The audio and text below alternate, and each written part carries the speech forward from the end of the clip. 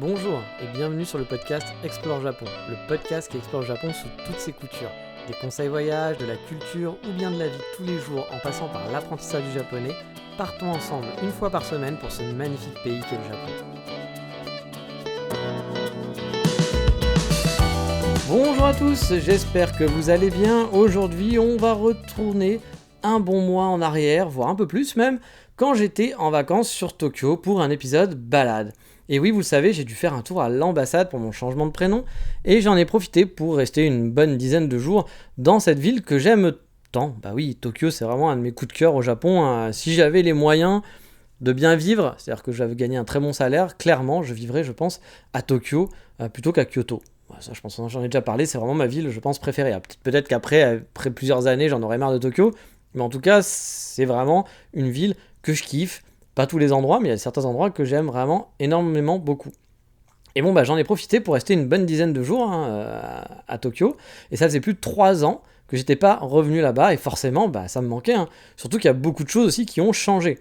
Tokyo, c'est une ville qui s'arrête jamais. C'est toujours des nouveaux buildings, on détruit du neuf pour reconstruire du neuf. Les magasins tournent sans arrêt, des nouveaux magasins qui sont restés 2 ans ferment, puis c'en est un nouveau qui arrive, ou il y en a qui durent même que quelques mois. C'est vraiment la vitesse grand V au niveau du déroulement. C'est sûr que quand on compare par exemple à Paris, par exemple, je trouve que le rythme du changement n'est clairement pas le même. Paris, c'est une ville qui ronronne souvent. Vous savez, pas plein de nouveaux buildings, plein de nouveaux trucs. Même par exemple, quand on compare à Londres, Londres est une ville avec plus de vie, je trouve. Alors, c'est pas dire que je préfère Londres à Paris, parce que c'est pas le cas, mais je trouve qu'en termes de nouveautés, de villes qui bougent, Paris a un peu ce côté un petit peu genre on est sur nos acquis, puis on trouve pas trop. Puis nous, en tant que Français, on n'aime pas. Le changement, c'est pas maintenant, c'est pas content, on change pas. Même, par exemple, je vais vous prendre l'exemple de la pyramide du Louvre. Quand la pyramide du Louvre, maintenant, si on vous disait on détruit la pyramide du Louvre, tout le monde viendrait dans les rues en disant mais on détruit pas la pyramide du Louvre, c'est un des trucs les plus beaux de Paris, vous vous rendez compte, cette perspective, etc. Et à l'époque que la pyramide du Louvre a été faite, il y avait des gens dans les rues pour dire « Oh, on veut pas de ça, c'est horrible, mais vous vous rendez compte, faire un truc comme ça, c'est ignoble. » On est toujours là pour aller, on est français, on aime bien, on n'aime pas le changement. Bref, du coup, Paris, c'est une ville qui bouge pas beaucoup. Moi, quand j'y étais, j'ai pas, en 17 ans de vie, il y a eu des trucs qui ont changé, bien sûr, mais je pense que ça change plus dans quelques années sur Tokyo, même une année, que sur 17 ans sur Paris, où finalement, les quartiers, bon, il y a bien sûr des nouveaux shops, des trucs qui ferment, qui ouvrent, mais pas tant que ça. Alors que Tokyo, vraiment, ça vit. En tout cas, le centre, il y a des quartiers qui se transforment complètement, qui deviennent hype, d'autres qui le deviennent moins. Voilà, c'est assez la folie. Et justement, j'en parlerai peut-être dans un autre épisode, mais là, cette semaine, je vais vous amener dans un arrondissement où j'ai beaucoup traîné par le passé. J'ai souvent aimé explorer par là-bas, même dans mes anciens voyages. Mais il faut dire aussi que l'arrondissement est quand même très très grand. Il s'agit de Setagaya-ku. Mais on y reviendra après le 3615 ma vie, parce que vous le savez, on commence toujours par un petit 3615 ma vie. Et cette semaine, j'ai 2 anecdotes à vous raconter. Une très récente et qui date de là, week-end dernier, et une qui date de Tokyo, voilà, quand j'étais à Tokyo justement, que je crois, et j'espère, sinon ça sera un doublon, ça sera une redite, j'espère que je vais pas faire mon petit vieux qui répète la même chose, mais je pense que j'ai oublié de vous en parler, et si c'est le cas, ça sera un peu dommage, parce que c'était une anecdote quand même, qui était quand même très marrante. Mais en fait, finalement, cette anecdote m'est revenue en tête il y a peu, en allant dans des toilettes d'un café, car oui, cette anecdote va se dérouler dans un café, et va être à propos de toilettes. Oui, là je sens que vous avez un petit peu peur. Eh bien non, ça va aller, je vous rassure, il n'y a pas, pour les personnes qui sont un peu sensibles, ne vous inquiétez pas, il n'y a rien de très grave et c'est plutôt rigolo. Je vous en ai parlé justement dans le Coffee Shop Tour, la semaine dernière, on était allé dans un petit café dans le quartier de Mitaka, avec un petit coffee shop un peu excentré, pas vraiment pour touristes, mais avec une ambiance très chouette et une proprio très agréable avec qui on avait pu discuter, qui était vraiment sympathique. Je dis on, car il y avait mon ami Johan qui était avec moi et qui suit le podcast où j'en ai parlé la dernière fois aussi. Donc voilà, on discute, c'est sympa, etc. Puis café oblige, voilà, l'instant toilette arrive au bout d'un moment, quoi. Il faut aller faire la petite commission. Pas la grosse, juste la petite, je vous rassure. Et donc je me lève, donc le lieu est vraiment petit, il n'y a qu'une seule porte, donc je me doute que les toilettes, s'il y en a, elles sont là, mais je préfère quand même demander quand même en japonais, par politesse, si c'est bien les toilettes et que je vais pas aller faire pipi dans le local commercial. Là, la propriétaire, donc la japonaise, me répond très poliment et gentiment. Elle me dit que oui, c'est ici, bien sûr, etc. Genre, pas de problème, les toilettes, c'est là. En japonais, et toujours en japonais dans le texte, avec une petite voix très douce à la japonaise et sympathique. Elle me répond un petit « Suwatte kudasai ». Et là, À l'écoute de ces phrases, j'ai été plus qu'interloqué, j'ai un peu bugué. J'ai répondu un hi, genre de oui, ok, énergique, mais quand même un peu perturbé. Alors vous parlez sûrement pas japonais pour la plupart d'entre vous, moi non plus, je parle pas très bien japonais mais je connais quelques basiques. Et en gros, pour vous traduire, la demoiselle, elle m'a demandé de faire pipi assis, en quelque sorte. Genre, voilà, de pas genre, ouh, allez, debout, on pisse partout. Je m'y attendais pas du tout à celle-là, en gros, hein, vraiment. Imaginez la scène, hein, vous êtes dans un tout petit café avec une petite Megumi sympa, il y a que 3 personnes, vous, votre pote et elle, et puis vous, voilà, vous discutez, etc. Vous demandez, c'est là les toilettes? Puis là, on vous dit, oui, c'est là, mais asseyez-vous, hein, asseyez-vous s'il vous plaît. S'il te plaît. Genre, gros gars, il va pas me dégueulasser mes toilettes en goûtant partout. S'il te plaît.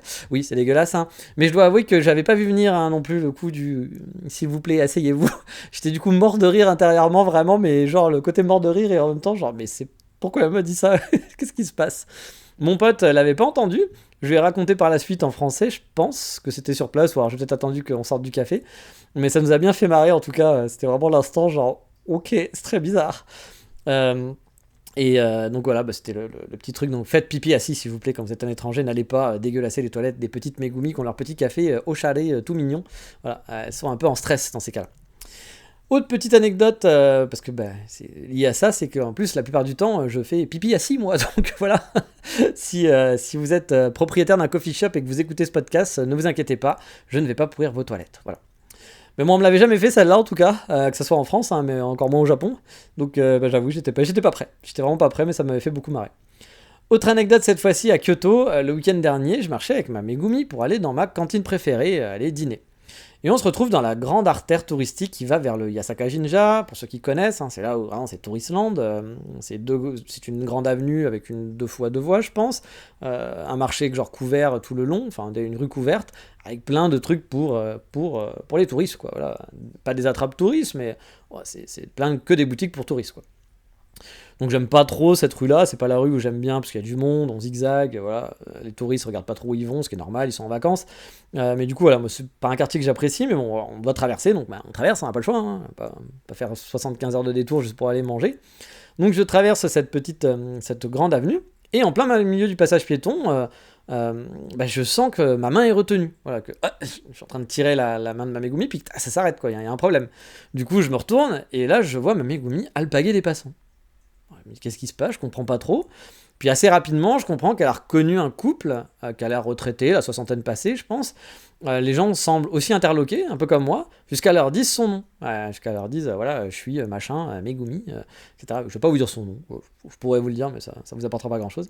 Donc voilà, je suis la petite Megumi, vous vous rappelez pas de moi. Et là, grosse effusion, la petite Megumi, c'est génial, ça fait longtemps, etc. Bon, je sais pas ce qu'ils ont dit parce que je parle pas japonais, mais j'ai compris que c'était ça.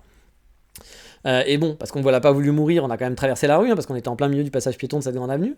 Puis on voulait pas faire aussi genre, regardez les touristes relous qui s'arrêtent en plein milieu de la rue.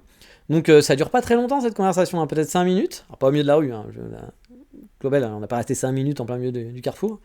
Mais voilà, on a traversé, on a discuté un petit peu. Ma Megumi parle avec ce couple, moi je comprends pas grand chose, à part 2-3 topics de temps en temps.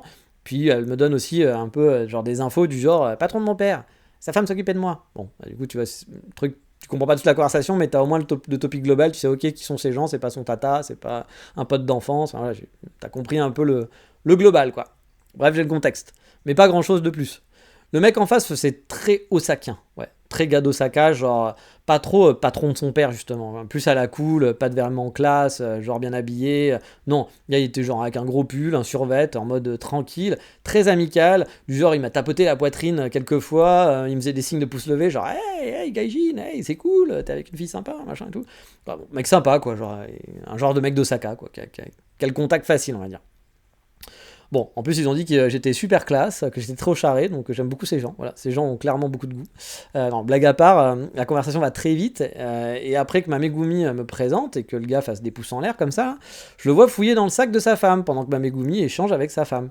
Tout ça va très très vite, encore une fois, hein. Puis il est en train de faire fouiller dans le sac, etc. Je me dis, il doit chercher peut-être des cartes de visite, vu que c'est un patron, / président, enfin un mec un peu important, qui fait du business. Ils vont à un gaijin, il me connaît pas, il sait pas ce que je fais, etc. Moi, je t'ai pas habillé en survêt, je t'ai pas habillé non plus en costume, mais voilà, bon, je t'ai habillé normal, quoi, en tenue de ville, on va dire. Il voit peut-être une opportunité de business. Il se dit, bon, je sais pas, j'ai donné ma carte de visite, ou c'est ce qui se fait, puis voilà, quoi, avec un inconnu. Et puis bah non, voilà qui sort un billet de 10 000 yens, qui doit faire à peu près, je pense, 70 euros, j'ai pas fait avec le change et tout, etc., mais je pense que ça doit être dans ces eaux-là. Et il le met Fissa dans la main de Mamegumi. Alors pareil, je capte pas trop ce qui se passe, pourquoi il lui file de l'argent, surtout que c'est pas son tonton ou autre, quoi, c'est le président de son père, quoi. Bon, la conversation se termine, on se dit bye bye, on reprend nos chemins respectifs, pas de perspective, on a pris des chemins en perspective, non, respectifs, et je pose quelques questions, du coup, à Mamegumi, un peu interloqué. Et là, Mamegumi m'explique que le mec, en fait, n'est pas le patron, mais plus le proprio de la grosse boîte de son père, qui possède 3 entreprises, qu'il a une maison d'une valeur de 3,5 millions à Wakayama, donc le mec a du pognon quand même. Hein. Je pense que vous... Je sais pas s'il y a des gens qui écoutent mon podcast qui ont des maisons d'une valeur de 3,5 millions. Si c'est le cas et que vous savez pas de quoi faire de votre argent, sachez que j'ai plein d'idées, j'ai plein de projets. Mais non, voilà, c'est quelqu'un qui a quand même, à mon avis, qui aime bien, qui a bien gagné sa vie, et donc il est blindé de thunes. Du coup, je lui demande pourquoi il lui file de l'argent, quoi. Et elle me dit qu'il est comme ça. Que par exemple, quand il va croiser son frère dans un restaurant, il lui paye le resto. Même s'il va pas manger avec, il va juste le voir en disant: ah, t'es dans ce resto-là, tiens, eux ils ont fini ou ils vont s'installer. Ils vont pas manger ensemble, mais il va lui payer la note. Voilà, il va payer l'addition. Même s'ils sont pas passés un moment ensemble. Et du coup, c'est vrai que c'est un peu bizarre pour nous, quoi. En France, je pense qu'on dirait que le type est un sale con qui veut montrer son argent, qui file son argent à tout va, qui fait voir qu'il a du pognon, quoi. Mais a priori, en poussant, c'est plus le mec qui est content de filer de la thune aux gens qu'il aime bien, quoi, aux gens qu'il connaît. Je suis peut-être un peu naïf, hein, peut-être que c'est pas le cas, hein, mais ça avait l'air d'être comme ça. Le type avait l'air plutôt à la cool et genre à kiffer sa retraite dorée, quoi. Du coup, je demande aussi si c'est un truc qui se fait au Japon, je suis un peu interloqué, ou si c'est juste lui. Et là, Megumi me dit que oui, c'est lui, mais que son père, par exemple, aussi, s'il croise un employé par hasard dans un resto, il va lui payer son resto. Pas forcément d'aller manger avec lui, etc. Encore une fois, hein, c'est pas genre je te dis d'aller au resto avec moi, vous savez, la fameux truc un peu horrible au Japon où ton boss, en gros, tu dois aller manger avec ton boss même si t'as pas envie. Une fois que le boulot est fini, tu dois aller boire un coup et l'écouter raconter de la merde et des conneries, alors que toi, t'as juste envie d'entrer chez toi parce que t'es fatigué. Non, c'est vraiment genre, il te croise quelque part, et il va peut-être, s'il t'aime bien, il va te payer un truc, il va te filer, un peu comme, tiens, tu rencontres un gamin, puis tu lui dis allez, tu t'achètes une glace, tu lui files 10 euros, puis tu t'achètes une glace, puis tu le dis pas à ta mère. Hein. Ouais, c'est un peu cette ambiance-là, quoi, en quelque sorte, quoi. Donc voilà, un peu étrange pour moi, hein, du coup, cette façon de faire. Et je vous ai pas dit aussi, hein, mais je vous ai dit qu'il avait donné un billet de 10 000 yens, mais en fait, il n'y en avait pas qu'un, il y en avait 7, pour être précis. Le mec a filé, en gros, environ 400 balles à Mamegumi, car c'est la fille de son employé. Voilà. Bon, Megumi était dans la même classe que sa fille aussi, et sa femme, a priori, de ce que j'ai compris, parce que vous savez, faire parler japonais, c'est toujours compliqué d'avoir des détails. Puis bon, elle parle anglais, mais on n'a pas un anglais non plus qui est fou tous les deux, donc parfois, un peu compliqué d'aller vraiment dans la conversation profonde. Puis je pense que même si nos langues respectives étaient bien, je suis pas sûr qu'on irait dans des conversations trop profondes non plus. Mais voilà, je comprends que la femme donc de ce monsieur qui était là, s'est occupée aussi de Megumi de temps en temps, quand elle était plus jeune, donc ils la connaissent bien, quoi. Mais tout de même, c'était vraiment surprenant comme scène. Et puis le mec qui sort comme ça, 7 billets, qui te file 400 balles. Encore une fois, c'est comme si nous, on va faire ça avec un petit en disant voilà, tiens, je te donne 10 euros, puis tu t'achètes une glace, puis tu le dis pas à ta mère. Voilà, c'est le truc. Mais tu vas pas voir un adulte, parce que Megumi, il a 30 ans quand même. Puis, allez, tiens, je te file 400 euros, et puis tu le dis pas, tu vas t'acheter une glace, tu vois. Genre, encore une fois, c'est très bizarre. C'est pas le genre de truc, tu vois, que nous on a l'habitude. Enfin, peut-être vous allez me dire que si, mais moi en tout cas, c'est le genre de truc que je trouvais un peu étrange. Mais après, ça me choque pas. Je trouve pas ça grave, je trouve pas ça méchant. C'est une autre culture, c'est une façon de faire. Et puis, ils ont pas le même rapport, je pense, à l'argent, au succès. Pour vous dire, à la télé japonaise, les artistes, même des artistes qui gagnent bien leur vie, vont faire des jeux où ils vont gagner de l'argent. Nous, en France, un artiste qui va gagner de l'argent, c'est pour une cause associative qui va le donner pour l'amour des chiens et des animaux et les enfants afghans. Voilà, il faut toujours qu'il y ait un truc derrière, parce que si tu dis c'est l'argent que tu vas donner à un mec qui a déjà de l'argent, tout le monde va dire quel enculé, le salaud, pourquoi il fait ça. Voilà, tout le monde va râler. Ici, les artistes à la télé, ils gagnent de l'argent pour eux. Puis ils sont contents de dire je vais me faire un resto avec ça, j'ai gagné 100 000 yens, parce qu'ils ont participé à un jeu. Voilà. Ça choque personne ici. Parce qu'on n'a pas le même, je pense, rapport à succès, à l'argent, à la réussite. Vous savez qu'en France, on a un vrai problème de rapport à l'argent. Est-ce que c'est bien ou que c'est pas bien, je sais pas. Hein. Mais on a un vrai problème de rapport au succès à l'argent. Si quelqu'un gagne de l'argent, on va être jaloux, on va lui trouver des mauvais trucs. Quelqu'un qui a de l'argent et qui en profite, c'est pas bien. Voilà. On a ce truc-là qui existe chez nous. Ici, je pense un peu moins pour le coup. Voilà, c'est plus, je vous dis, même moi, ça me choquait. Hein. La première fois que j'ai vu ça à la télé, où je vois des artistes qui gagnent, des mecs qui doivent bien gagner leur vie, pour leur dire, tu peux gagner 100 000 yens. 100 000 yens, c'est pas non plus énorme comme chose. Ça doit être 900 balles, 800 balles, un truc comme ça, 700 balles, un truc dans le genre. Mais voilà, nous, on ferait gagner un artiste 700 balles à la télé pour lui. Et il y aurait tout le monde qui gueulerait, qui ferait des scandales et tout, pas possible. Donc ça, c'est vraiment un monde qui est différent. Et encore une fois, je juge pas, je sais pas si c'est mieux, si c'est moins bien. Bon, vraiment, j'en ai aucune idée. Je me suis même pas posé la question, à vrai dire. Mais c'est vrai que c'était surprenant de voir comme ça un mec qui sort de l'argent. Et je pense, ça lui faisait plaisir. Je pense pas que c'est pour ça à péter. Je pense qu'il est content de lui filer. Puis pour lui, 400 balles, c'est rien. Voilà. 400 balles, c'est comme vous quand vous filez 10 balles à un gamin pour aller se prendre une glace. Pour lui, c'est rien. Il est content. Ça faisait longtemps qu'il avait pas vu. Bon, bah voilà. Donc c'est vrai que c'était un peu bizarre, voilà, pour moi. Parce que quand même, c'est vrai que c'est pas le truc qu'on a l'habitude de voir, encore une fois. Hein. Mais du coup, voilà, j'étais là en train de me dire, bon, voilà. Et là, elle me rajoute un truc, elle me dit que si on n'avait pas réservé le resto, parce qu'on avait réservé le resto pour être sûr d'avoir une place, etc.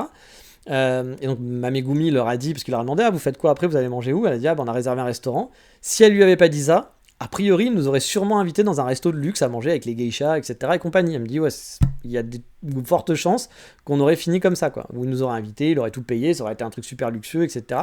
Mais pareil, pas pour se la péter, c'est genre parce que de toute façon, il va là-bas, il kiffe sa vie, et puis bah, il t'invite, il s'en fout. Voilà. Puis je pense pas que ce soit pour montrer qu'il ait de l'argent, mais encore une fois, je suis peut-être naïf. Mais en tout cas, ça avait pas l'air, quoi. Bref, voilà, je suis en train de préparer ma lettre pour qu'il m'adopte. Voilà, oui. Le mec habite à Wakayama a priori, et bon, il a déjà des enfants, donc a priori, je ne pourrais pas avoir cette place de libre où j'aurais bien aimé être adopté par un millionnaire, voilà, un millionnaire à Wakayama.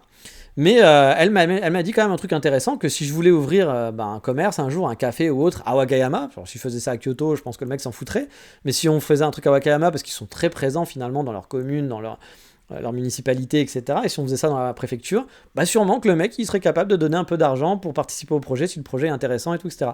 Donc c'était cool, c'était marrant. Vous le savez peut-être, hein, mais moi, un de mes rêves, enfin un de mes rêves, je sais pas si c'est un rêve, mais une envie, c'est d'ouvrir un jour, d'avoir un petit commerce à moi, un truc sympa, où je sois fier, plus que de faire du travail de bureau, ce que j'ai toujours fait toute ma vie, ou d'être influenceur Japon, voilà, des trucs comme ça. Moi, j'aimerais bien avoir mon petit commerce, avoir mon chez moi, que j'identifie avec les choses que j'aime, avoir un petit coffee shop, faire des bons gâteaux, vendre des livres, des beaux livres, je sais pas, des trucs que j'aimerais bien, et donc bah tu te dis pourquoi pas, peut-être qu'un jour ça permettra de débloquer, mais bon, ouvrir un coffee shop à Wakayama, je suis pas un grand fan de la ville de Wakayama, c'est sympa pour aller faire un petit peu de tourisme et tout, y habiter, ça reste quand même une petite ville de province et moi j'ai besoin quand même d'avoir une bonne ville, quand même de vivre dans une grande ville qui bouge, et Wakayama c'est plutôt calme. Alors je pense qu'effectivement les loyers et tout sont moins chers, ça serait plus tranquille, et qu'il y a sûrement du business à se faire aussi, hein. Mais ouais, je pense que je m'embêterais un peu plus, mais en même temps je serais un peu plus au calme, j'aurais moins le côté touriste, j'aurais moins le truc, mais est-ce que le business exploserait du coup? Je ne sais pas, peut-être, hein, peut-être, parce que bah, ouais, ça reste une ville, hein. Moi, j'avais vu un café qui faisait des pâtisseries à Wakayama, je vous en avais parlé, la Ventoto. Je pense que ça marche bien et puis qu'ils font leur bon business, quoi. Ils tournent bien, quoi. Donc voilà, j'ai préparé ma lettre, mais a priori, ça ne marchera pas.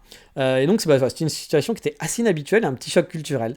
Donc voilà, je voulais vous raconter ces petites anecdotes qui m'ont fait marrer, puis qui m'ont un peu surpris. Et je pense que Explore Japon, ça sert aussi à ça, hein, faire partager un petit peu ces petits chocs culturels que je peux avoir parfois ici. Mais allez, on s'arrête là pour cette semaine et on va reprendre la visite de mon amour. Non, je ne vais pas vous faire visiter ma Megumi, ça serait très sale, voilà. Non, mon amour pour Setagaya-ku. Pas forcément Setagaya la ville, mais l'arrondissement, qui est vraiment un de mes coins préférés sur Tokyo. Même si au vu de sa grandeur, il y a vraiment plein de coins différents, hein, qui sont vraiment... il y a des coins Setagaya-ku que j'aime plus ou moins, mais dans l'ensemble, l'arrondissement, il y a plein de coins, de petits spots, de petits quartiers que j'aime beaucoup. Voyez l'arrondissement, voyez pas ça comme vivre dans le 14e. Hein. C'est quand même des arrondissements qui sont beaucoup plus grands, je pense. Je vais pas regarder, mais ils sont quand même des très gros arrondissements. Et c'est des villes dans un arrondissement, quoi. Vraiment. Et donc, bah voilà, il y a plein de quartiers où je rêverais vraiment bien d'avoir ma petite maison et être installé. Et cette semaine, justement, on va se faire une petite balade que j'ai fait, où j'ai suivi des coulées vertes qui étaient vraiment bien cool. Pour commencer mon périple, je suis parti finalement de Shibuya. Pour éviter la foule, j'ai pris une station autre que la Shibuya Station, parce que là c'est quand même bien blindé, hein, beaucoup de touristes, beaucoup de gens, qui est quand même noir de monde, et c'est pas la plus agréable, enfin c'est sympa d'y passer une fois, etc. Mais je pense de prendre la Shibuya Station tous les jours. Moi je suis pas perdu dans les métros, je suis pas dans genre il faut aller où, voilà, machin. Enfin, je connais bien les lignes, et même si je vis pas à Tokyo, on s'en repère très facilement. Mais j'avoue, je préfère prendre un train dans une petite station où il n'y a pas trop de monde, c'est plus tranquille, que être blindé, à marcher dans des longs couloirs, à la queue leu-leu, avec plein de gens, etc., dans tous les sens. Moins mon kiff, quoi. Voilà, je préfère le petit ambiance. Attention, je vous l'ai dit, hein, je préfère l'ambiance résidentielle de Tokyo que les ambiances gros quartier Shibuya, Shinjuku, même si c'est sympa d'y passer. Je me verrais pas vivre en centre de Shibuya. Je préfère vivre dans un quartier résidentiel pas loin de Shibuya, par exemple, mais pas dans le centre de Shibuya. Ça m'intéresserait pas plus que ça. Et donc du coup, bah, voilà, j'ai pris cette petite train qui était juste à côté de pas mon Airbnb, mais mon capsule hôtel. J'étais entre les deux en fait, entre la Shibuya Station et ce train-là. Donc pour moi, c'était pratique. C'est la gare de Shinsen, qui est le genre de station moi que j'aime bien, vraiment en centre-ville, avec un passage à niveau qui met bien dans l'ambiance, où on voit l'intérieur de la station avec les gens qui attendent sur le quai en étant toi dans la rue. Puis toi, quand t'es dans la rue, bah, tu vois effectivement pareil la vie, tu vois les gens qui traversent le passage à niveau, tu vois les petites maisons, les petits immeubles. Là, il y a un tunnel qui doit passer sous une petite, je pense, colline ou un truc comme ça, et qui va jusqu'à la Shibuya Station. Je pense qu'il va un peu plus dans le sous-sol, et qui arrive dans le centre de Shibuya finalement, dans vraiment l'hypercentre, même si là on est quand même à côté, hein, c'est la station d'après. Bah, c'est le genre de station voilà, que j'aime bien et qui me met dans l'ambiance. Moi, j'ai souvent pris cette station pendant mes vacances, et bah, j'aimais bien sortir du Shibuya blindé pour passer par ces petites ruelles qui allaient jusqu'à cette station. Un peu sales, les petites ruelles quand même, mais qui zigzaguaient et qui étaient beaucoup plus calmes. Et là, le but, bah, c'était de prendre la Inokashina, je crois, ou Inokashira, je sais plus, line, jusqu'à l'arrêt Higashi Matsubara. Je vous donne les noms parce que comme ça, vous pouvez les noter si vous voulez. Mais voilà, c'est pour faire le petit Google Maps. Peut-être qu'un jour, je ferai un petit article sur Patreon. Enfin, non, Patreon, je pense que je mettrai quand même les 2-3 spots dont je parle, ça sera plus simple. Mais ça sera le Patreon payant. Et oui, je suis une saloperie de capitaliste et je le donne pour les gens qui aident le podcast. C'est juste que voilà, c'est un petit cadeau bonus parce que je veux leur faire des cadeaux bonus. Hein. Il y a des gens qui participent depuis très longtemps et je les remercie. Donc voilà, c'est le petit bonus en plus. Donc Higashi Matsubara Station, avec un passage avant qui s'arrête. Donc le train, cette ligne, vous permet d'aller de Shibuya jusqu'à Shimokitazawa, pour ceux qui veulent aller là-bas, parce que c'est quand même un quartier Shimokitazawa qui est très touristique. Et en plus, bah, c'est quelques minutes seulement, du coup c'est très facile d'aller s'encanailler dans un quartier finalement très touristique en prenant cette ligne. Mais ça, j'en reparlerai de Shimokita dans un autre épisode, je pense. Mais là, on va descendre vraiment, donc quelques stations après, comme je vous l'ai dit, à Higashi Matsubara. Bon, là, on est dans la petite station, encore une fois, comme je les aime, même encore plus que l'autre, parce que l'autre, elle était quand même un peu surélevée, grande, on est vraiment dans la ville, on reste dans Shibuya, hein, même si c'est un Shibuya plus tranquille, c'est quand même Shibuya. Là, on est vraiment dans un quartier perdu entre des maisons. On va voir, en étant sur le quai de la gare, on va voir des petites ruelles qui descendent de la station, il y a un genre d'escalier qui part de la station, puis qui arrive dans une ruelle qui zigzague après. Car oui, on est vraiment dans un tout petit quartier résidentiel. Là, c'est pas le train express, je pense, hein, qui s'arrête. Ici, il y a seulement les trains locaux. Et pour preuve, quand on sort de la station, bah, vous attendez pas à des malls ou à une autre rue hyper commerçante. Non, ça sent vraiment la vieille station, même d'un village limite. Hein. C'est presque ça. Hein. Le vieux Tokyo, mais le Tokyo quand même avec de l'argent. Hein. Le vieux Tokyo, mais le vieux Tokyo avec de l'argent. Car c'est vraiment un quartier résidentiel, il y a plein de petits pavillons, des grandes maisons, c'est très vallonné, c'est des ruelles qui serpentent dans tous les sens, où on kiffe se perdre. Perso, moi j'adore me promener dans ce genre de quartier, et encore plus la nuit, chose que j'ai pu faire une fois. En sortant de la gare et en marchant quelques minutes, on arrive vers le Hanegi Koen. Pour ceux qui retiennent bien les noms, ce qui n'est pas mon cas, ça vous rappelle le dernier podcast dont je vous ai parlé du Fuglen Hanegi Koen. Mais on y reviendra. Pour l'instant, le parc. C'est vraiment un parc vraiment basique, hein. Pas de waouh, il y a un truc super truc, il y a un Gundam à l'intérieur, etc. Non, c'est pas tout ça, c'est un parc, voilà. Il n'est pas immense, mais c'est pas un tout petit parc avec 3 jeux pour les gamins. Ça reste quand même un parc où on peut marcher, où on peut courir, on peut se balader. Pas un très gros parc, c'est pas Vincennes ou autre. C'est même plus petit que le parc de Monceau ou le jardin du Luxembourg. Peut-être que ça vous la taille du jardin du Luxembourg, j'en sais rien pour les Parisiens. Désolé, hein, je compare avec ce que je connais. Mais voilà, c'est pas du tout la même ambiance, bien sûr. C'est un parc basique, voilà. Mais il est agréable. Il y a quand même pas mal d'arbres, ça, du coup, il y a un peu de fraîcheur. Les moustiques aussi, hein, la nuit, du coup, ça aussi, il y en a. Il y a un terrain de baseball, il y a un terrain de basket, enfin plusieurs terrains de basket. Et surtout, bah, il est un peu en pente, car oui, je l'avais dit, on est sur une butte. Et puis Tokyo, pour ceux qui ne savent pas, c'est très vallonné. Kyoto, c'est très plat, il y a les montagnes tout autour. Mais Tokyo, vraiment, on s'en rend peut-être pas forcément toujours compte, mais c'est une ville avec beaucoup, on monte, on descend sans arrêt. Il y a beaucoup de petites collines, je ne sais pas si on peut appeler ça des collines, j'ai oublié la définition du mot colline, mais voilà, en tout cas il y a des petites buttes, et là le parc il est en haut d'une butte, tout ce quartier là est en haut d'une butte, et en fait en gros on descend pour aller vers le quartier du Fuglen Hanegi Koen. Moi j'ai adoré me balader là-bas pour aller du Fuglen, par exemple en partant du Fuglen où j'avais pris un cocktail le soir, et puis pour récupérer la station, parce qu'il y a une autre station qui est à côté de Fuglen Hanegi Koen, mais qui lui, je pense, ne t'amène pas à Shibuya, je pense qu'il va à Shinjuku, je sais plus, je crois que c'est... J'ai oublié cette ligne, mais c'est le nom de la ligne qui va à Kamakura. Et il me semble, hein, si je dis pas de bêtises, mais peut-être que je me trompe. Et cette ligne, je pense, va plus vers Shinjuku, vers le nord en tout cas, et pas vers le sud de Shibuya. vu le haut de Shibuya, peut-être vers le Yoyogi-Koen. Peut-être qu'il va pas à Shinjuku, mais ça va peut-être au Yoyogi-Koen ou des choses comme ça. Bref, moi, c'était pas la plus pratique, donc je préférais remonter cette petite butte pour aller prendre cette petite ligne et ce train local qui me ramenait directement juste à côté de mon capsule hôtel. Et franchement, j'ai vraiment adoré ce genre d'ambiance. Hein. Je pense que ça m'arriverait en tout cas perso, parfois de squatter là-bas si j'habitais dans le quartier avec un pote dans le parc pour discuter de tout de rien, de se balader dans les petites ruelles résidentielles où il fait sombre, où il n'y a pas un bruit la nuit, mais où c'est cool, où tu discutes sur un ton un peu bas pour pas gêner les voisins. Franchement, c'est vraiment le genre de kiff que j'adore, le genre d'endroit que j'aime énormément. Chose amusante aussi, dans le parc, il y a un genre de petit parc pour enfants, enfin un petit qui est quand même assez grand, fait de briques et de broc, avec un genre de système D quoi. Mais assez grand quand même, qui permet d'avoir plein de jeux amusants et autres parcours pour les petits. Genre ils ont fabriqué avec des sacs poubelles et des talus, avec du genre de la paille, etc. Plus un tuyau d'arrosage pardon, qui était monté sur une branche, mais vraiment un tuyau d'arrosage qu'ils ont lancé et qui tient sur une branche. Bah, ça permettait de faire un genre de Walibi system quoi, où ils montaient sur l'en haut des talus, ils glissaient sur les genres de sacs poubelles qui étaient installés, et avec l'eau qui glissait, qui tombait de l'arbre. Donc voilà, c'est vraiment du système D, mais j'ai trouvé ça super sympa comme ambiance et très chouette. Puis il y avait quand même pas mal de gamins qui s'amusaient dans ce petit truc, il y a des petits cabanons, des parcours pour les enfants, c'était assez chouette. Je pense que les gamins doivent kiffer ce genre d'endroit. Bref, ma balade a commencé par ce petit coin, et elle commençait vraiment super bien. Car comme je vous l'ai dit, c'est l'ambiance du Tokyo que j'aime. Les rues qui serpentent, les coins résidentiels, les parcs un peu pourris, mais où t'as envie un peu de glander et de rester, puis de regarder un peu la vie, quoi, tout simplement.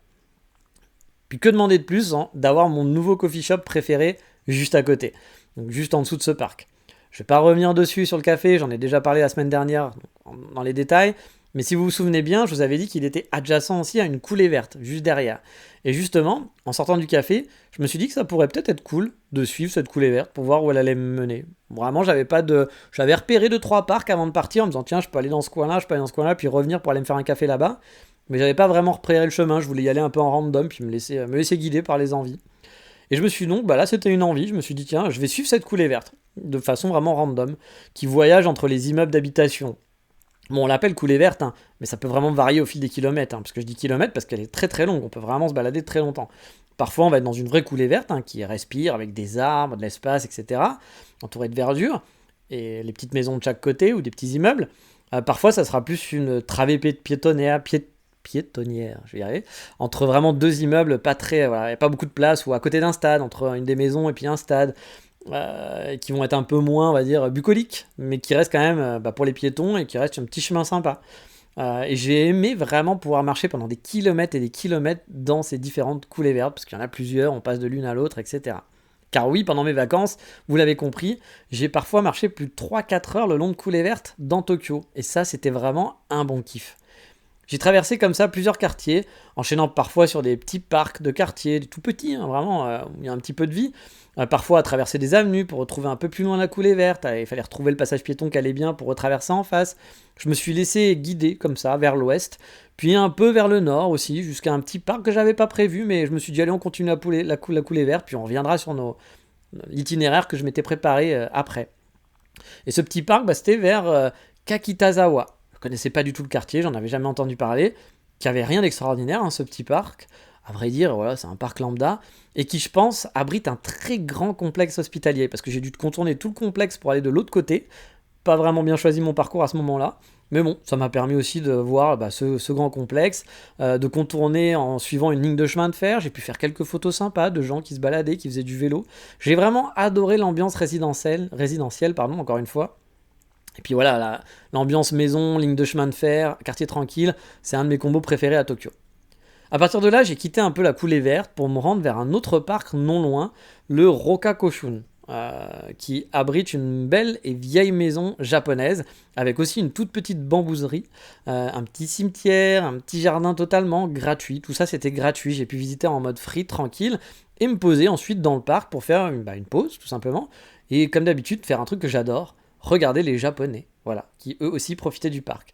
Parce que oui, ouais, je suis un peu un stalker, oui, j'adore observer les Japonais, c'est un de mes sports préférés. Vraiment, c'est pour ça aussi que j'aime faire de la photo, voler des instants présents, qui résume un peu, moi je trouve, cette douceur de vivre qu'on vit au quotidien, ici au Japon en tout cas. Le parc, il a vraiment rien d'extraordinaire, hein. Mais j'étais surpris vraiment de trouver cette vieille maison et cette petite bambouserie parce que je savais pas qu'il y avait ça. J'étais allé vraiment random, j'avais dans mon chemin, j'avais vu parc là, parc là, parc là, baladons-nous là, puis entre chaque parc, zigzagons. Et donc, bah, je savais pas ce que j'allais trouver dans ces parcs. Et bah, je m'attendais pas à ça, je m'attendais pas à trouver une vieille maison japonaise qui était un peu un genre musée, qui avait aussi une petite bambouserie qui est toute petite, hein, mais qui était très, très sympa. Je sais même pas si on dit bambouserie, bambousaille, je sais pas. Mais voilà, il y avait des bambous en tout cas. Voilà. Et donc, bah voilà, c'était quand même assez chouette, je m'y attendais pas. Et ce parc, à vrai dire, la coulée verte aurait dû m'y amener directement. Mais vu que je suis allé dans l'autre parc avant, là, avec l'hôpital, bah, j'avais dévié vers d'autres parcs dans mes errances, etc. Puis, j'ai continué vers l'ouest, toujours plus à l'ouest, car j'avais vu une petite rivière sur Google Maps, hein, la Seine River, et surtout pas la Seine, la Seine SEN. Et du coup, je me suis dit que bah, ça pouvait faire une balade cool le long de la rivière. Là, j'ai alterné entre petite coulée verte et rue normale de quartier. Car je dois avouer que j'en avais aussi un petit peu marre d'être tout le temps dans de la coulée verte et que je voulais aussi un peu varier, voir un peu plus de monde, plus de boutiques, si on peut appeler ça des boutiques ou des petits quartiers commerciaux, des petits, hein, c'est pas des grands trucs, vous pensez pas à Shibuya, hein, pensez vraiment à la petite ville de province et son petit quartier commercial, quoi. Et je me suis retrouvé à suivre encore une coulée verte, du coup, jusqu'à une boulangerie, la Vieille France, qui m'a fait de l'œil, qui était perdu au milieu, vraiment nulle part, dans un quartier là aussi très résidentiel. J'ai mangé un très bon flan et un pain au chocolat à l'ancienne, bah, ça m'a rappelé un petit peu mes origines françaises, hein. Et je dois dire que les desserts, bah, ils faisaient quand même pas mal envie. Et en plus, il y avait du monde dans cette boulangerie, qui doit avoir sûrement une petite réputation, mais qui était vraiment un carrefour, mais au milieu de rien. C'était pas une zone commerciale, quoi. J'ai continué encore une coulée verte, un peu plus jusqu'au quartier de Chitose, ouais, je crois, Chitose Karasuyama. Puis je suis redescendu en direction de cette rivière dont je vous avais parlé, que j'ai longée doucement. Je me suis retrouvé près d'un parc, le Setagaya Garden, je crois, que j'ai pas visité, parce que je voulais, mais je me suis laissé happer par les rues du quartier. Puis la balade le long des rivières, regarder les maisons, regarder l'architecture, c'est un truc que j'aime beaucoup aussi. Il y a plein de petites maisons avec des styles très différents, parfois européennes, parfois très modernes, parfois anciennes, des maisons de bourgeois, des maisons vétustes. Bah, j'aime ce genre d'ambiance et de mélange. J'ai continué le long de cette rivière, croisé des Megumi qui se baladaient, qui faisaient leur petite balade du dimanche entre copines, des gens faire leur jogging, des photographes du dimanche, qui photographiaient des petits oiseaux, etc., des promeneurs de chiens, bref, bah la vie normale quoi. Et en redescendant la rivière, je me suis retrouvé dans l'autre parc, qui semblait plus large d'un côté, du côté est, que du côté ouest. Mais je suis resté sur la rive ouest, bah, qui me parlait plus, parce que dans ces balades, dans ces explorations, il n'y a pas vraiment de but, c'est juste, tu marches, puis il y a une rue qui te dit tiens, viens par là. Tu la regardes et tu sais pas, t'as envie d'aller la voir, t'as envie de voir ce qui va. Et donc tu vas là-bas, et puis tu passes d'une rue à une autre, puis au bout d'un moment tu regardes Google Maps, tu fais ah, je me suis un peu éloigné. Ou ah bah tiens, je suis dans la direction que j'avais prévue à la base. J'aime bien ce genre d'exploration où il n'y a pas vraiment de but, où tu te laisses aller et tu fais des petites découvertes. Parfois tu vas marcher de longs kilomètres, puis il n'y a rien. Puis parfois tu vas tomber sur un petit truc qui va te donner du baume au cœur, et c'est le genre de balade que j'adore faire, et Tokyo, je trouve, est un terrain de jeu parfait pour ça, vraiment. Et là, du coup, le long de cette rivière, bah, j'ai kiffé. J'ai kiffé toute cette balade. Je me suis dit que j'étais vraiment, vraiment en amour avec cette ambiance de Setagayaku. Qu'on parle souvent du Tokyo, Shinjuku, Asakusa, Shibuya, etc. Mais que perso, mon Tokyo à moi, qui n'habite pas là, hein, mais c'est celui qui me parle, c'est ce genre de quartier, ce genre de balade, où je vois des Japonais lambda, vivant dans la plus grosse ville du monde, sans pour autant vivre dans cette agitation et dans celle qu'on voit en tant que touriste. C'est entouré de coins paisibles, des coins que j'aime beaucoup au Japon. J'ai suivi le chemin le long de la rivière un long moment, jusqu'à dévier à un moment pour revenir à l'est, vers mon point de départ. Parce que je m'étais dit, bon, bah, c'est le moment de rentrer à pied, parce que j'ai tout fait à pied, j'ai pas pris de transport à part pour arriver au début. Et donc je me suis dit, bon allez, c'est le moment, on va bifurquer, on va lâcher un peu les rivières, les coulées vertes, et on va aller un peu plus revenir tout droit, en déviant comme d'habitude, mais en se donnant l'objectif de rentrer à peu près vers un autre café pas très loin que j'avais situé, je vais vous en parler un petit peu tout à l'heure, mais on en avait déjà parlé dans le Coffee Shop Tour. Mais bref, je suis revenu vers l'est, vers mon point de départ, enfin en tout cas c'était ma direction, même si j'en étais encore très loin. Je voyais qu'il y avait un café que j'avais fait il y a 3 ans, était sur le chemin, je me suis dit peut-être que je peux m'arrêter là-bas, mais bon, je voulais en tester un nouveau, donc bah du coup, je l'ai pas fait. Mais je vous avais parlé de ce quartier déjà dans ce podcast. Hein. Et je vous avais parlé de ce quartier qui m'avait vraiment surpris à l'époque, où j'étais allé spécialement pour tester ce café justement. Et c'était le quartier avec plein de statues d'Ultraman. Je suis donc pas repassé dans cette découverte d'il y a 3 ans. Et le quartier était toujours animé, c'était une petite rue commerçante, vraiment animée. très ultramanisé, avec des trucs d'Ultraman partout. Et ce café, c'était Passage Coffee, qui était toujours présent, avec du monde à l'intérieur. Mais je me suis pas arrêté là-bas. Non, j'ai continué mon chemin, une longue ligne droite, plus ou moins, qui zigzague, parce que c'est pas Kyoto, hein, c'est Tokyo, pour retourner vers la station de Kyoto. J'ai croisé des HLM délabrés, où il y avait des gens qui souriaient, dans des parcs qui faisaient vraiment pas envie. On sera en France, on verrait des gens déprimés là-bas, on verrait des gens peut-être qui se donnent pas envie de se poser dans le parc, et puis bah non, il y avait des sourires. Il y avait des maisons de gens fortunés juste à côté, des belles baraques, puis des petites ruelles, des mini-temples à des coins de rue, puis des maisons où tu sentais que il n'y avait pas beaucoup d'argent, mais tout ça, ça se mariait bien. J'aimais bien cette ambiance. Je me suis laissé guider vraiment par mes envies, et puis par un peu Google Maps aussi. La nuit approchait, j'étais encore dans les temps pour me faire un dernier café dans le quartier de Kyoto, et je suis allé à Fine Time Roaster, dont je vous ai parlé aussi dans le dernier épisode. J'étais exténué quand même, avec un peu 20 km aérés, puis il faisait quand même un petit peu chaud à ce moment-là encore. Et puis arrivé dans ce quartier, bah, c'était bondé, vraiment. Du monde de partout, animé, rue commerçante, pas du tout comme l'autre, la toute première quartier que j'ai fait. Mais là, c'était vraiment commerçant, pas des grands buildings, mais ouais, un petit centre-ville. Et c'était animé avec un Matsuri local. J'ai zigzagué sans trop m'y intéresser parce que la fatigue était là, plus le fait aussi que le café allait fermer dans 1 heure et que je voulais quand même en profiter un peu. Je me suis reposé au café, j'ai apprécié, je vous en ai parlé, je vais pas revenir dessus, j'ai apprécié la discussion. Et puis du coup je pensais repartir en train. Mais la coulée verte m'a de nouveau appelé finalement. Alors qu'il faisait nuit, il commençait à faire vraiment nuit noire. Et alors que je descendais cette rue commerçante pour me rapprocher un peu d'une station de train, c'était animé, là il n'y avait plus trop le Matsuri, mais il y avait une vie de quartier. Je me posais 5 minutes pour faire un message audio à un ami, puis me dire que le quartier était vraiment sympa et que ça doit être vraiment chouette d'habiter ici. Et puis j'étais dans cette coulée verte, en train de faire cette pause, et je me suis dit, bon allez, on va la prendre, on va la continuer cette coulée verte, parce qu'elle pourrait me ramener à peu près à hauteur, on va dire en parallèle à Anegi Koen, je pourrais la lâcher, marcher 10-20 minutes, retourner vers le Fuglen. Mais c'était pas la même qu'à l'aller, hein, c'était une autre. Et je me suis dit que je pouvais la suivre, voilà, comme ça. Et puis me rapprocher finalement d'Umegaoka, une autre station qui aurait pu me ramener vers le nord de Shibuya. J'aurais pu me faire un cocktail, comme je vous l'ai dit, etc. Mais là, j'avais 2 options. Soit retourner au Anegi Koen et me faire un cocktail, suivre la coulée verte, et après suivre la coulée verte dans l'autre sens jusqu'à Shibuya. Soit finalement, je pas dévier, puis continuer cette coulée verte, ne pas remonter vers Anegi Koen, et qui allait, elle aussi, me ramener à Shibuya. Ces 2 coulées vertes qui vous ramènent à Shibuya quasiment en parallèle, on va dire à 20-30 minutes à pied l'une de l'autre, mais qui sont en parallèle et qui vous ramènent dans ce quartier. Et honnêtement, je me souviens plus quelle option j'ai choisi ce soir-là. Mais pour vous dire, pendant mes vacances, j'ai pris les 2. Et je suis retourné à Shibuya en suivant ces coulées vertes pendant une bonne heure et demie.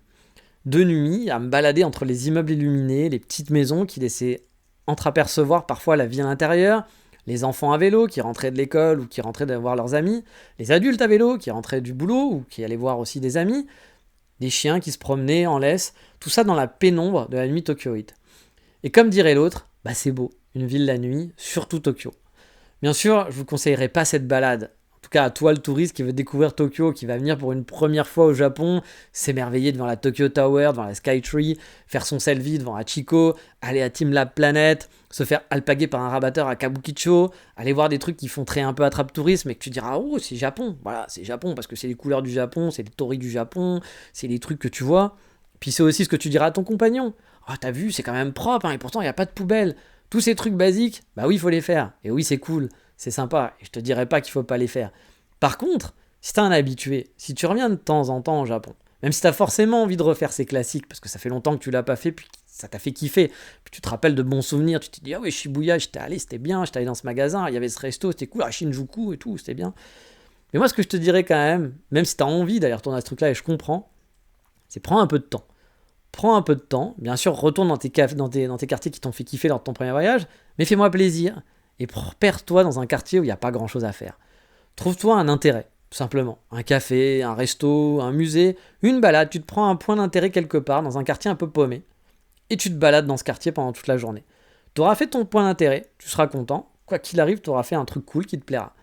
Mais du coup, tu vas sentir aussi la vibe de la vie normale au Japon, loin du tumulte touristique ou de cette image que tu peux avoir de Tokyo, qui est finalement un tumulte business, un tumulte touriste, un tumulte sortie de la nuit, etc., mais qui n'est pas la vie des Tokyoïtes.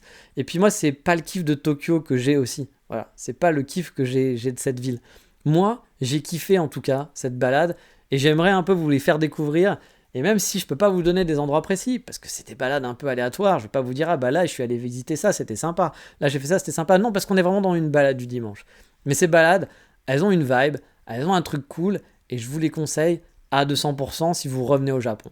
Je sais que c'est dur, hein, parce que moi aussi, hein, je suis revenu au Japon, puis tout le monde n'a pas...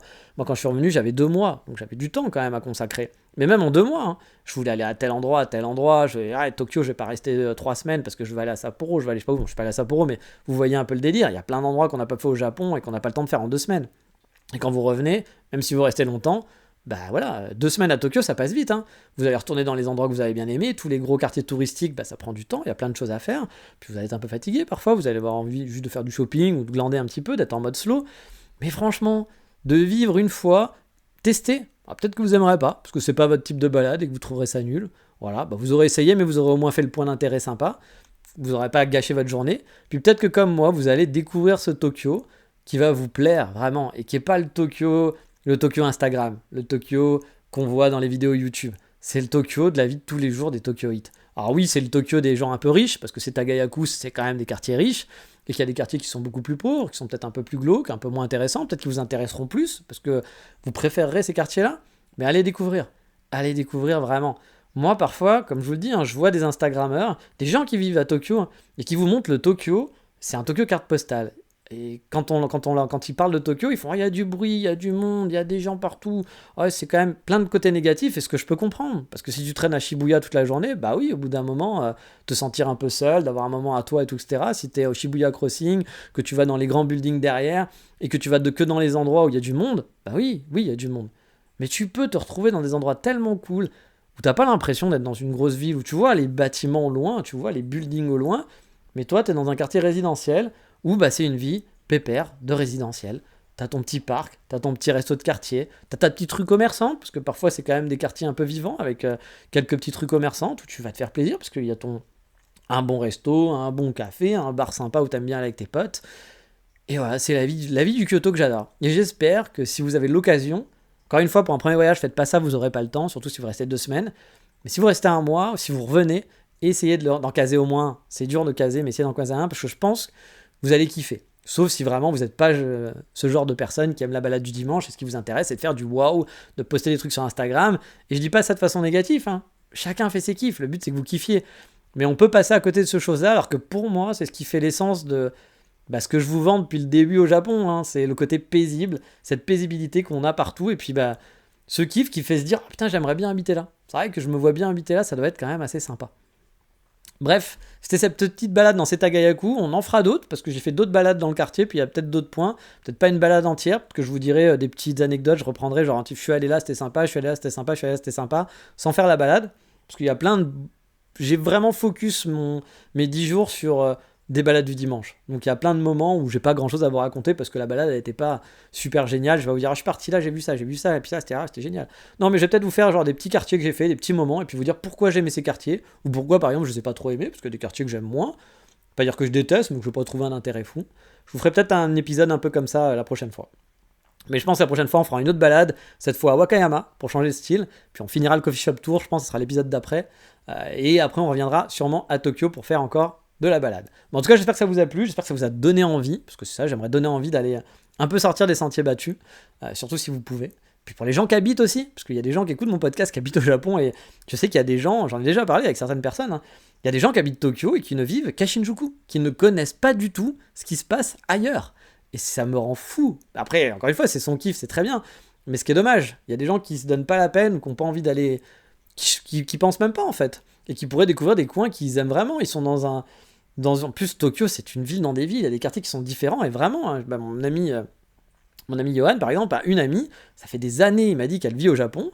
Et elle ne connaît que son quartier. Et encore très peu. C'est-à-dire qu'elle ne connaît aucun autre quartier, même du centre de Tokyo. Et ça fait plus de 10 ans qu'elle est là. Et je pense qu'il y a des vacanciers qui connaissent mieux Tokyo que elle. Et c'est un peu dommage. Explorez. Faites-vous vos plaisirs. Puis si ça vous plaît pas, le faites pas. Voilà. Mais voilà, c'était un peu l'envie que j'avais à vous donner d'essayer de sortir un peu de viser des parcs, viser des petites rivières, viser des cafés, des restos, un musée, un truc qui vous fait envie, et baladez-vous. Vous allez par exemple au musée Ghibli, allez au musée Ghibli, faites Kitaoji, puis allez vous perdre, pas que dans le centre-ville. Marchez dans les quartiers résidentiels, il y a un parc au nord de Kitaoji, on en parlera un peu plus tard. Voilà, c'est la petite balade qui vous amène là-bas, qui vous ramène quelque part. Peut-être que vous n'êtes pas obligé de faire le connard comme moi, de marcher pendant 30 km pendant la journée. Parce que là, le retour à Shibuya, c'était 1h30. Et c'est, voilà, à la fin de la journée, je crois qu'il devait être 19h, il faisait nuit. Bon, 1h30, tu rentres à 20h30, t'es un peu lessivé après avoir marché le long. Mais tout le long, c'était des coulées vertes. Et vraiment, il y a énormément de coulées vertes. Regardez Google Maps, zoomez, parce que parfois on les voit pas. Zoomez, regardez, suivez, vous pouvez les suivre. Puis il y en a une autre qui va être juste au-dessus, un peu plus loin, qui va aller super loin, qui va vous ramener dans des quartiers centrales. Elle ne vous ramène pas en direct, vous n'allez pas arriver sur le Shibuya Crossing de la coulée verte, hein. Mais vous allez arriver à 10-20 minutes à pied de Shibuya, puis en ayant suivi une coulée verte tout le long. Bref, moi j'adore, c'est vraiment cette ambiance-là de Tokyo que j'aime, vous l'avez compris. Mais sur ce Tokyo que je kiffe, on va arrêter là, on va faire une pause. Je vous dis bonne semaine à tous, bonne écoute, et comme d'habitude, ciao bye bye, matane. 恋愛の話頑張るのが辛かったっていう一番最悪な彼氏が最悪考えてみたらずっと毎日